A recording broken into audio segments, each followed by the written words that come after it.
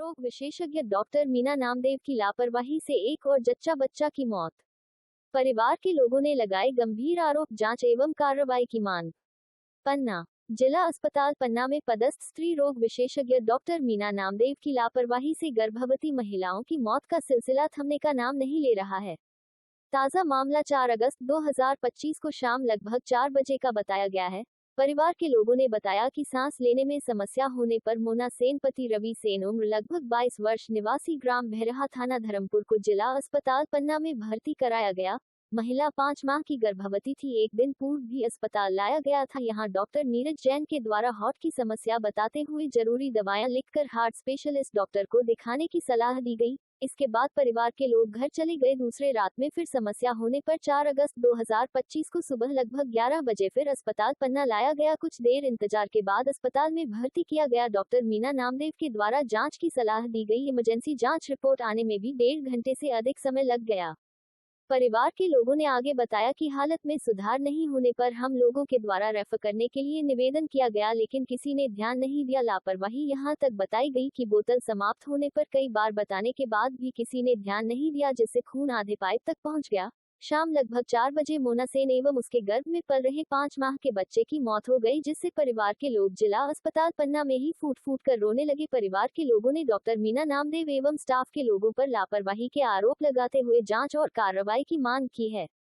वहीं इस मामले में स्त्री रोग विशेषज्ञ डॉक्टर मीना नामदेव का कहना है कि महिला सीरियस हालत में जिला अस्पताल पन्ना लाई गई थी, जिसे सीवर निमोनिया एवं हार्ट डिजीज की समस्या थी। ऐसे में रेफर करना संभव नहीं था। हमने काफी प्रयास किया, लेकिन इलाज के दौरान उसकी मौत हो गई।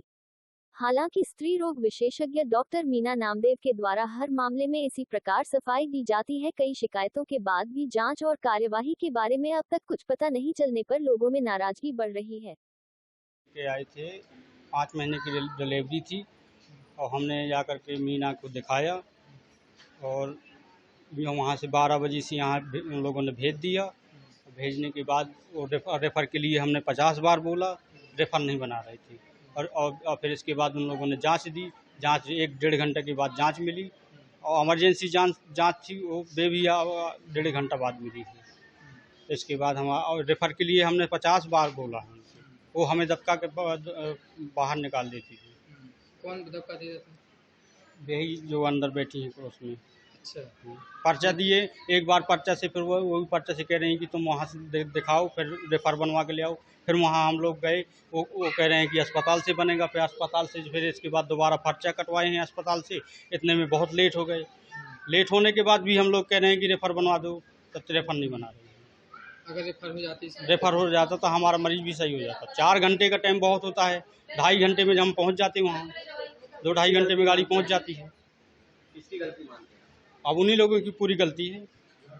एक बार पर्चा, वही पर्चा वहाँ भिजवाया कि तुम लोग रेफर लिखवा के ले आओ। फिर दोबारा अगर वहाँ से नहीं उन लोगों ने लिखा, वो कह रहे हैं कि अस्पताल से लिखा जाएगा। फिर अस्पताल जब आए हैं, फिर इसके बाद यहाँ फिर मरीज लेके आए हैं। फिर वहाँ पर जब बाहर गए, वहाँ से फिर बाहर वाले पर्चा कटवा के ले आओ। फिर पर्चा कटा के ले आए हैं तो अभी भर्ती नहीं कर रहे थे। क्या नाम है आपका? हमारा नाम सेन सेन कहाँ से? लौलास से। महिला जब आई तो वो पहले से सीरियस थी। उस मरीज को 5 महीने का बच्चा था, उसको सीवियर निमोनिया था है और उसको हार्ट डिसीज थी है। तो हार्ट डिसीज और सीवियर निमोनिया के चलते उसको सांस लेने में तकलीफ थी। उचित तो प्रॉपर ट्रीटमेंट किया गया, लेकिन वो 1 घंटे के अंदर ही चल बसे। परिजनों का कहना बिल्कुल गलत है, क्योंकि वो 1 घंटे ही तो रुकी है अस्पताल में है और जिस दौरान वो अस्पताल में रुकी उसका प्रॉपर ट्रीटमेंट चल रहा था। इतनी जल्दी कोई बिना मरीज को स्टेबल हुए कोई कैसे रेफर कर सकता?